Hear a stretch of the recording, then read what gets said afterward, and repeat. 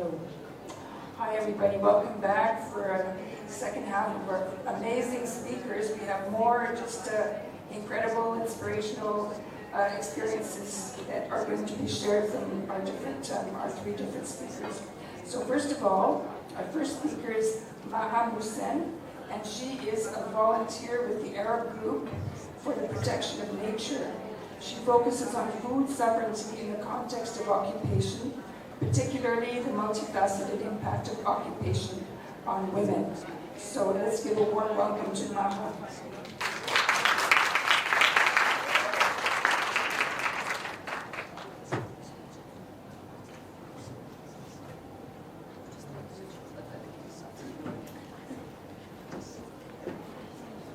Good afternoon, everyone.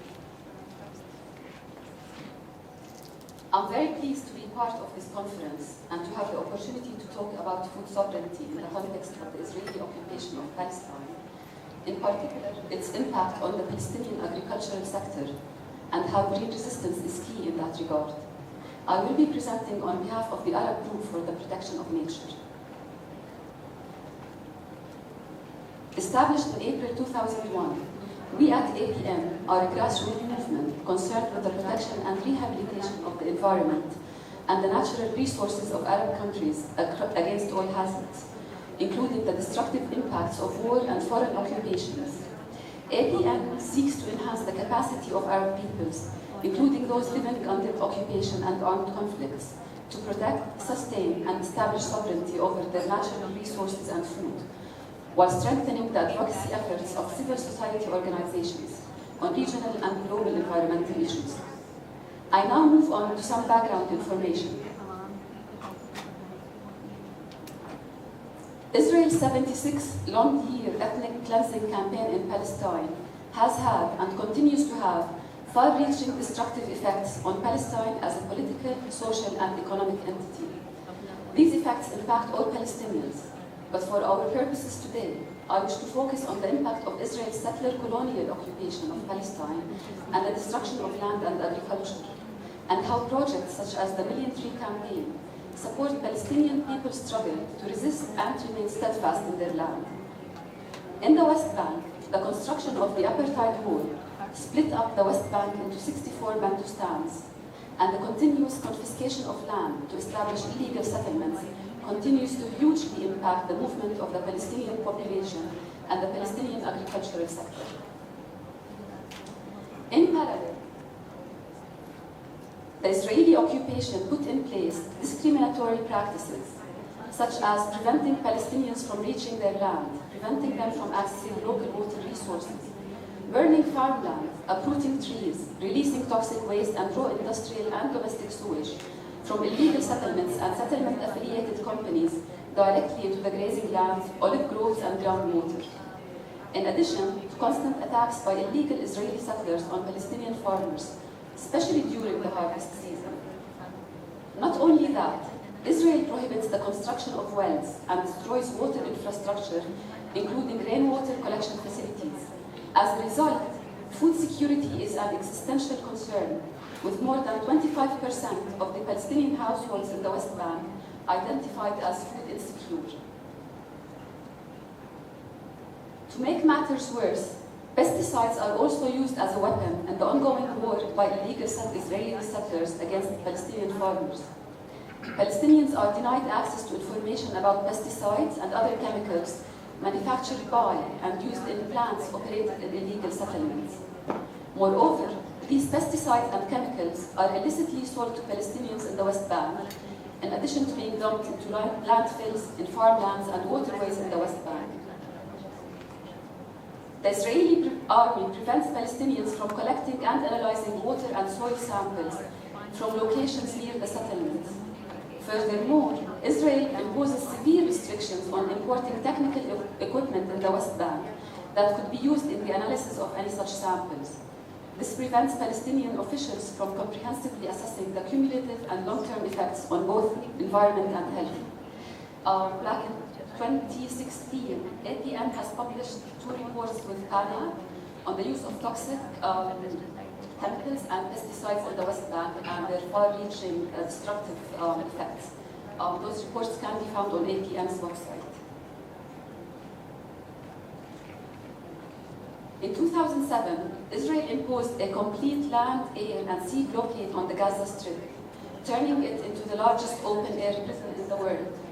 Since then, Israel confiscated 35% of Gaza's arable land and turned it into a military buffer zone.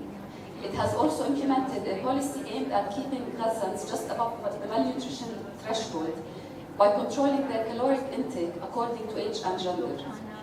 The movement of people and products was greatly restricted, leading to severe shortages of food and produce, causing 60% of Gazans to be food insecure. Since 7 October 2023, this policy only got worse. 90% of children and 95% of pregnant and lactating mothers suffer from severe malnutrition. According to Oxfam, people in northern Gaza are forced to live on 245 calories a day, which is less than 12% of the recommended daily intake. Moreover, 90% of Gazans are in food crisis and more than 30% are in famine. Palestine has some of the world's oldest olive trees, dating back 5,000 years. About 80% of the olive groves in Palestine are more than a century old, basically older than Israel itself. Olive trees, along with another 2,500 wild plants, play a crucial role in a complicated network of ecosystems.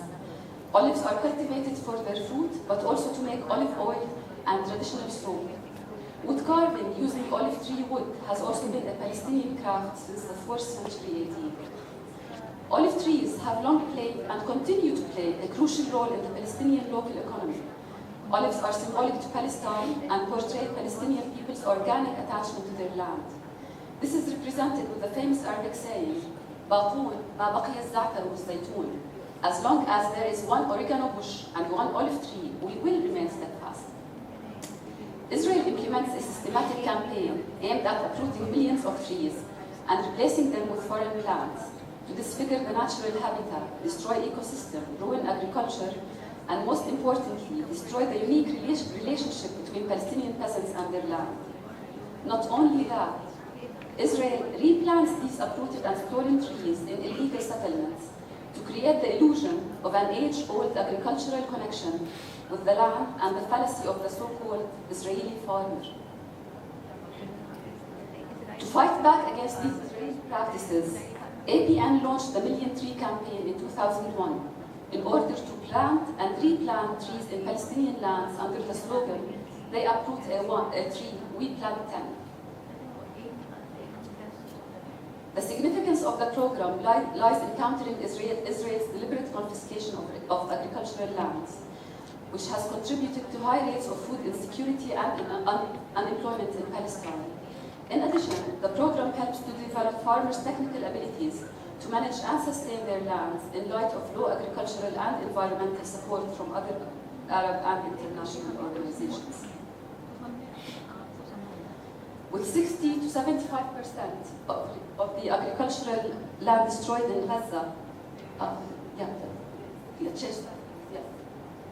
with 60 to 75% of the agricultural land destroyed in Gaza, on 15 April 2024, APN launched its Revive Gaza's Farmland, an emergency campaign to help Gazans counter the blockade and famine in response to the industrial-scale destruction Israel is meting out on the Gaza Strip in its ongoing genocidal war.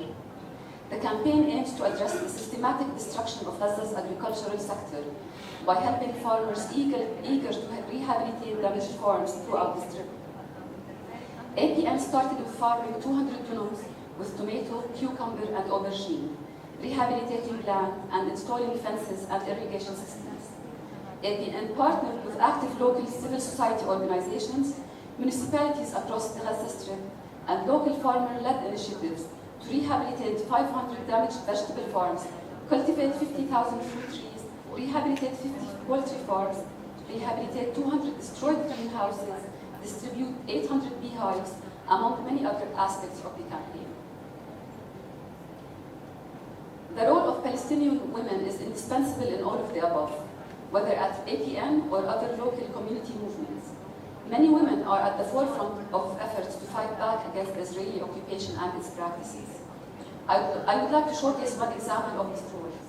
This is Ismail, the field manager of a cooperative consisting of 20 farmers, men and women, who engage in organic farming. The cooperative owns 15 dunums of land, around 1.5 hectares, and has some additional rented land. Each farmer plants his or her own lot.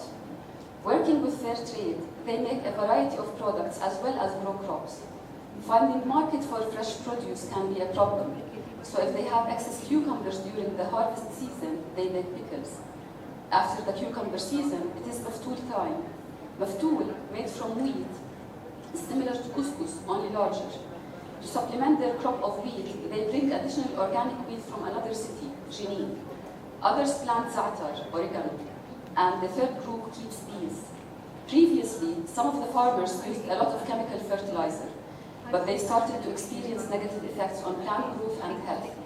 Now, they use small amounts of chicken manure. Having noticed how this improves growth, they are learning to make it themselves, starting with kitchen scraps. Thank you.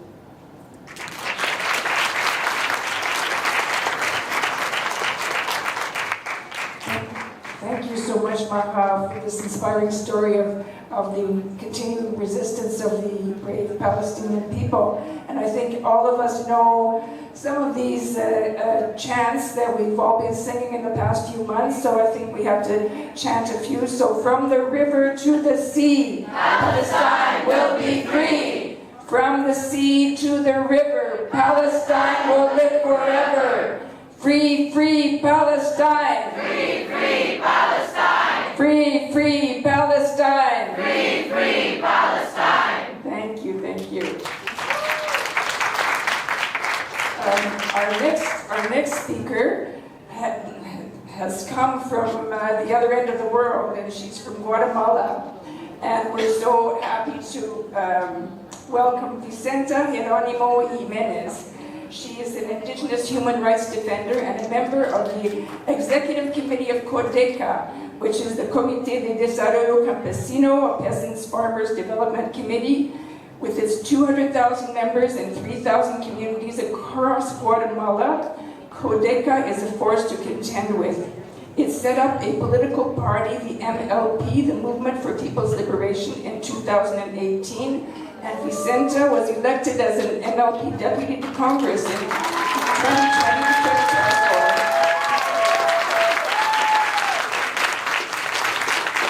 So she is going to be speaking, and we're going to count on Jacob, who's going to do some consecutive translation as she speaks. So they will work together, and you're going to get the two, the Spanish and then the English. Thank you.